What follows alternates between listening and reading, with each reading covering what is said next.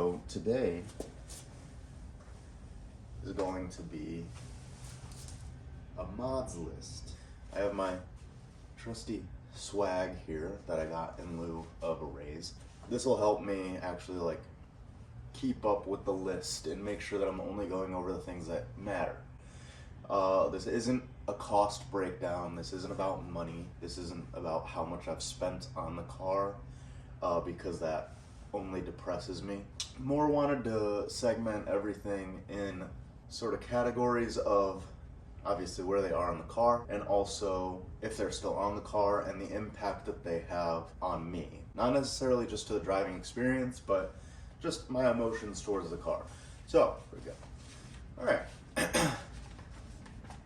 I'm going to start with cosmetic because there's really not much done cosmetic-wise to this car. I bought this car used. It was at 4,000 miles. And whoever had it before me did some good things. So I'm just going to list off the things that they had done before I got the car. So they paint matched the rear wings, the shark fin up there, and the wing mirrors. I think it looks infinitely better like that. In championship white, I think that everything just flows better. But there was also little things on the interior that were done, and also they had the spoon rigid collars, I believe, like metal collars that were in the subframe when I went to install the PRL SRS collar kit. They were kind of beat up, but they were similar color to the spoon, but I bought this in March of 2024.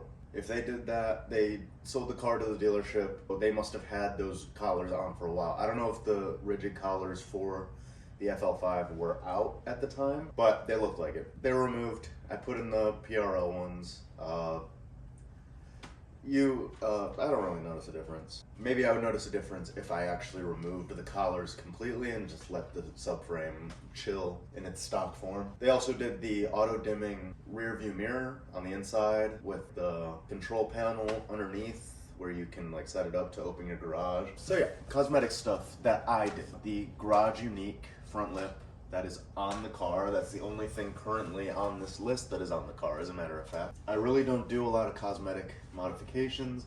I've had my plans, I've had my fair share of ideas, but nothing that I really committed to because I am just personally not a big fan of the options that are out there right now. I did have the Maxton Design side skirt extension things. They were just a flat piece that made the car's profile sit a little bit lower. Sold them, didn't even run them. I just fit them onto the car, looked at them for a bit, never ended up committing to them. Still a nice piece.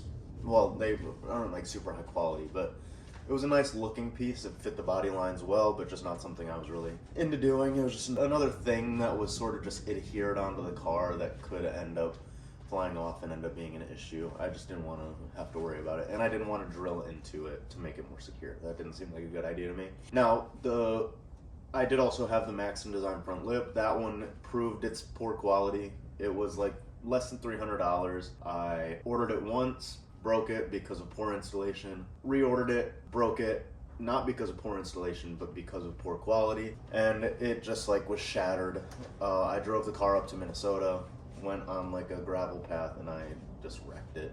I recommend, if you want to run a lip on this car, just spend the money.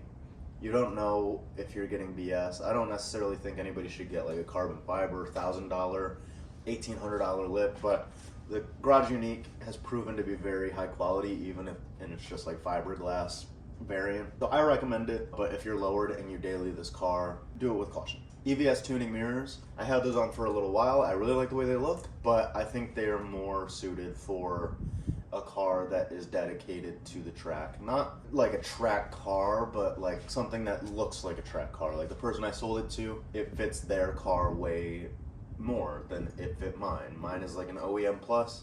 His is a full track car style build. But very cool, very expensive. All right, I think that's everything for cosmetics. The tints came on the car. I didn't touch that. Moving on to suspension, the RV6 catalog. I didn't get spherical bushings. I just have the rear lower camber arms, lower toe arms, and the sway bar and links and the bushings that come with those. I think that stuff is all great. I think that the sway bar actually does impact the driving experience. I think that it is great to have. Get a little bit of oversteer out of the car. It just feels great. I have it on the medium setting. That's how it came. Maybe one day I'll see how it feels to make it a little bit more aggressive, or maybe I'll pull it back and see how I feel about it. No impact on like daily driving, but once you're driving it hard, you definitely feel it. The camber arms and the toe arms are more just for easier adjustability. PRL strut bar, that's really, I put it under suspension, but it really doesn't impact anything. There was more of like a placebo effect when I got it. Felt like it was doing something, but it wasn't necessarily. The PRL SRS collars, I went over that already. Don't really feel much of a difference. Not really worth it. Well, I won't say it's not really worth it. If you are really like in tune with your car and you feel every little bit, every little bump in the road, if you feel that and you understand that something needs to be buttoned up, then maybe that's a good option for you. As a person who isn't that knowledgeable on like race car stuff, I don't really know. I would say worth the money, sure. Worth the effort to install, not necessarily. Not on the car, I had the Swift lowering springs. I recommend those for just about everybody. I just had shit luck with some blown out suspension. I will take the blame for that. I'm sure it was something that I did in the past, and the lowering springs just sort of compounded on that issue. Whatever, but lowering springs for most people, that would be what I recommend. They felt great until they didn't. RSR coilovers. I put those on because I blew out my suspension, and I couldn't be happier. I'm so glad that I went with that route rather than just trying to see if like a warranty would cover a new set of stock suspension. Just figured it was a better idea to just go for the coilovers because I knew it would happen at some point. They feel great. I haven't really been driving the car too spiritedly, but it does feel very planted. It sits a little bit lower than the lowering springs because, well, not lower, but there's less rake, so it sits a little bit flatter, so the rear is a little bit lower. I wish I could give more information on like how it feels over stock, but I want to say for about 3 or 4 months I was driving on blown out suspension, lowering springs, and then I switched to these and it was like a revelation. It was a huge difference. It felt amazing, and I don't doubt that these coilovers feel amazing anyway. Like you could switch from stock ride heights, stock suspension, stock everything to these and maybe feel that they feel better. I drive this car in plus R mode basically all the time now, and it feels great. It doesn't shake my teeth out. And yeah, I don't know. I would recommend them if you're in the market for coilovers. I know not a lot of people will be, but I think these are the best route to go with without getting up to like the Nitron suspension, something insane, or KW. Because they have the adaptive damper control system compatibility and they're comfortable. Moving on, brakes. This one's pretty simple. I did the upgraded rotors and pads from Paragon Performance. The pads are doing most of the work when it comes down to braking performance, but when I got it, I was more like thinking about the fact that the slotted rotors look better. The bigger rotors in the rear look better. The caliper, like powder coated red to match the rest of it. That adding that like extension piece was for the best. I think it all just looks better. And that's the main reason why people like upgrade their brakes, is because they look better. Like I've been tempted to get the 6-piston brakes from them or moving up to like AP Racing, but I know it's simply because of the appearance. It's not because of performance. These work really well. They do squeak a little bit. I have the P2 pads. They said it was minimal squeaking, which I guess it is kind of minimal, but it squeaks, so be ready for that. I kind of like it. I think it's kind of charming. Performance is there, obviously. If that was an issue, I would have an issue. I have the wide open throttle hood struts. I think that they are a great investment. Kind of a nice little thing to have. Like, why didn't they just send the car from the factory like this? Everything down here, just a cool like OEM plus look. The APR carbon shrouds, Chasing J's hardware, I have it going all around the shrouding here. But all the cosmetic stuff is pretty straightforward. I just went for the Ghost Raw titanium for all the Chasing J's bits. Fuse box cover, ECU cover, spark plug cover. And then the rest is the hardware. Forgive the weather stripping. I tried. This plate has all their hardware. I thought it looked kind of cool. I was just like, it gives it kind of like this blingy look without doing too much. I thought adding a little bit of color would look good, but I just changed my mind. I got that and the Brake Master cap. I got those at the same time. I thought it cleaned everything up. There's less color down here. Maybe I'm being extra, but I kind of want to do something about the positive terminal cover there in like gray or black. As you can see, it is not a spoon radiator cap. I just put the sticker on it because I did not feel like taking off that cap. Got the dress-up hardware for the motor mounts too, just because I think it cleans everything up. So it comes with these 3 right here. It doesn't come with these 2. I had to spend a little bit extra on that, which is kind of annoying. The Spoon Sports oil filler cap and the Chasing J's dipstick. Here's a closer look at the strut tower bolts and the coilover top hats and the PRL strut tower bar. All right, moving on to things that aren't necessarily only cosmetic. I have the PRL high volume intake. I have the Acuity reverse flow radiator hoses. Like I've learned about them. I've tried to study like what exactly they're doing, but I more just did it because I was thinking once I got the Spoon Sports vent, it would be really easy to see right into here, and I wanted something besides like these ugly like factory hoses to be like the first thing you see. Oh wait, I'm supposed to be talking about the impact that these things have had on my life. The Acuity reverse flow hoses, like I said, I haven't really been driving the car too hard. I haven't really reaped the benefits of these sort of little cooling mods. Same thing with the catch cans, the ones up there, and then the coolant expansion tank. I haven't really seen any benefits from that stuff because I haven't been driving the car too hard. The intake is obviously the most apparent one on a day-to-day driving experience because you actually hear it. When I am working on the car, it is nice to see all this stuff in here. It looks a little bit better on a day-to-day basis that I feel and not just hear. I feel these all the time. If I'm driving with the windows closed, it is a lot. There's rattles. Like, there's no getting around that. The pros outweigh the cons. I know a lot of people probably wouldn't think that, but no more wheel hop, better shifter feel.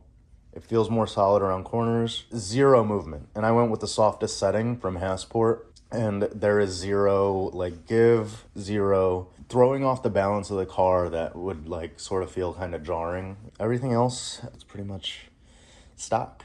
There's also the things that aren't really visible from just like the outside looking in. I have the PRL intercooler and charge pipes. Yeah, just right down there you got the charge pipe. And the other one right down there. Everything's really dirty. I apologize. I should have cleaned it before I started taking this video, but I didn't think of it. Are they? I know they're somewhere down here, but for some reason I can't see that. Oh, I see it now. Also, another thing to bring up, I have the rear motor mount. That's PRL. I got that long before I got any of the Hassport mounts. Just kept it on. I had the brand new Hassport rear motor mount. I just decided to sell that rather than selling something that was used. I don't know how much that would impact the stock shifter feel, but I'm sure there's something there. I know that it does feel a little bit more solid when you're really like ringing out the car and shifting quickly. That's it. Real quick, I'll just go over some extra little bits that I always forget about. I do have the, the Chasing J's valve stem caps. Just a little thing, doesn't really matter too much. They were like 30 bucks though. I did remove the Honda center caps. I think it looks better. I didn't necessarily do it for any reason in particular. People tend to like get mad about that. I really don't know why, but I think that the reduction of the amount of red beneficial in my mind. So this is gonna look kind of ominous. Biggest mod on the inside to me, because I did it all myself and it was horrible. Full Alcantara interior. I was really looking to do the racing black package, but you can't get that in the United States. So I reached out to a company called Suede It. They're based out of California. They do really high quality Alcantara wrapping, and it looks fantastic. I have no complaints. I did the dashboard, the upper door cards, and the A-pillars. I also have the Alcantara Mugen steering wheel. You know, the nice stuff on the interior. It's just a better look. I had the standard Momo that came with the Mad Trace wheel hub, and I liked it. It looks cool, it looks fine, but I like the red stitching on the Mugen. Obviously that was an option with the Momo, but I don't know. I like having the Mugen steering wheel. I like it. It matches the Alcantara really perfectly. I have the Mugen center console cover. I just finally taped that thing down. I was running it just sort of sitting on the center console just to see how I felt about it. And I was like, you know what? I don't know. Maybe I'll return it. Maybe I'll sell it. Like, I'm not really feeling it. But then as soon as I took it off, I was like, oh yeah. This is necessary, especially with the theme that's going right now. Everything being black and silver with a little bit of red. The hybrid racing shifter is sort of like the central, like you just get to, look at that. With the Chasing J's plate, it sort of just draws your eye directly to the transmission, which I think is the most important part of the car. You've got the hybrid racing short shifter. I got the titanium rod with it. Just recently raised the height. I used to have it like really, really short, and I was just like, you know what, let me try this out. So I went to like max height, and on hard shifts, it felt kind of unstable. So I was like, all right, I like the way it feels. When it's taller, there's like less muscle that goes into the shifter. When it's shorter, it requires a little bit more effort. A little bit of a better look at all the Alcantara, hopefully. But yeah, I like the way the Alcantara just matches everything. Everything just makes sense. So this is kind of my view on like a daily basis. That's what I'm seeing. I think it looks pretty cool. I think it's a badass cockpit. It's not perfect. Like, I'll give some of my insecurities here. I did install this whole dashboard myself, which was probably the hardest thing I've ever done in my entire life. And, you know, it's not flawless. Like, a little bit of a gap there, but luckily, when you're looking right here, you don't see it. There's no extra rattles from after I installed this dashboard, so I am not really too concerned about it. The hybrid racing shifter, I think it feels amazing. Like I said, it helps a lot with the throws. I think it makes everything a little bit more effortless because you're adding the weight to the top, which makes it easier to just sort of throw it around. I was kind of mad that I liked it so much more being this tall because it is extremely tall. I adjusted a little bit because I had it at max height, and like I said, on hard shifts it felt a little less, like on a hard shift it felt like it was wobbling out a little bit, which was kind of scary. Like, I would not like to be in a situation where I'm driving and suddenly I just like sort of pop this thing out of here. That would not be ideal. And when you're driving it, honestly, it snaps into gear like a gated shifter. I know I've been talking about the shifter for a long freaking time. Worth it. Worth it. I know they just came out with like the Gen 2. I mean, it's always nice to have the newer thing, but I think that this is just like so sick. And, you know, if you do get into like the aftermarket and you work with a tuner, you could probably find ways to program all these buttons, knobs, and stuff to do other things. It would be really cool to have paddle shifters. I mean, obviously not to shift gears, but paddles for, you know, other reasons. Like, I know the Camaros use the paddle shifters to adjust, like if you want to do rev match, or maybe you could reduce or increase the amount of work you want the traction control to do. But yeah, it would be cool to have some more adjustability, and I think that once I start tuning the car, maybe I'll be able to work that out with whoever's tuning it. It does feel like most of the stuff that I've done to the car is on the interior because that is just what I have the most experience with. Like, I'm always interacting with it. Just dying. The Acuity pedal spacer. Why can't I see anything? I've gotten used to it, but I do have my throttle pedal up a little too high. Maybe I'll adjust it at some point, but I've just been too lazy. There's other little like cosmetic embellishments, like these, I don't know what they call them, door jamb plates. Is there anything else that's in here? One thing I always forget about, I have these Spoon wide angle mirror lenses. More of the plates right here. Nothing going on in back. Let's see what's going on in the trunk. I have my sunshade, and I also like have, I don't know, like, this probably seems like a silly thing to do. I have the like Chemical Guys sort of fragrance sprays that I don't really trust chemical guys, I won't lie. So I don't spray it directly on anything on the interior. I just spray it on this towel pretty liberally, and I just leave it in the trunk. And it's a nice little, it adds a nice little fragrance to the car. Every time I get in it, it smells really good. All right.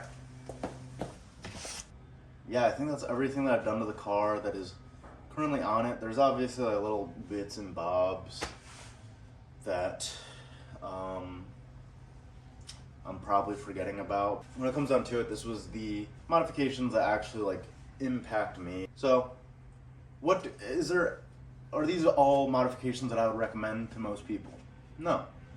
Most of these things are little like things that I just wanted to do just to do them and see what I could get out of it.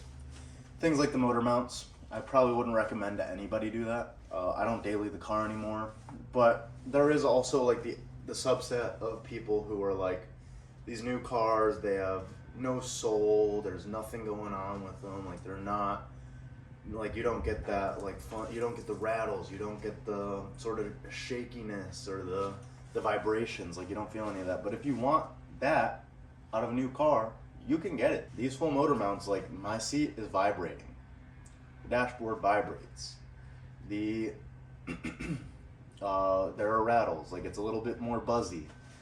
You get that experience out of it, and also you get improved performance. So it's like, you can hate on newer cars all you want if you're like a 90s car purist, like you don't touch anything newer than 2000, by all means, like do it, whatever. But like hating on the new cars endlessly because they have zero soul, I mean, sure, from the factory, maybe that's true.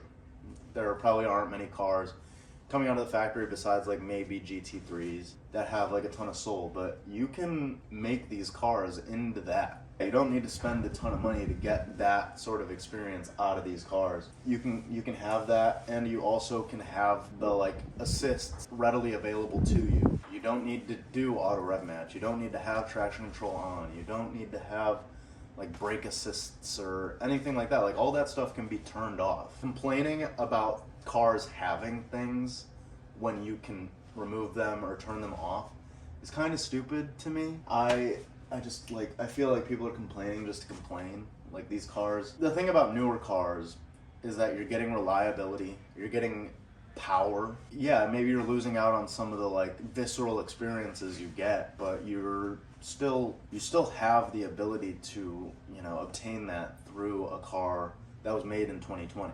Let people complain. If they want to spend $30,000 on a car from 1999 and then put another like $18,000 into just like making it run right and feel good and not be a piece of shit box, they can do that. I spent a lot of money on this car. I won't like discount that. I think that I got everything I wanted out of the car from the jump. I just wanted to do more. To each their own, but this is what I've landed on, and this is what I like.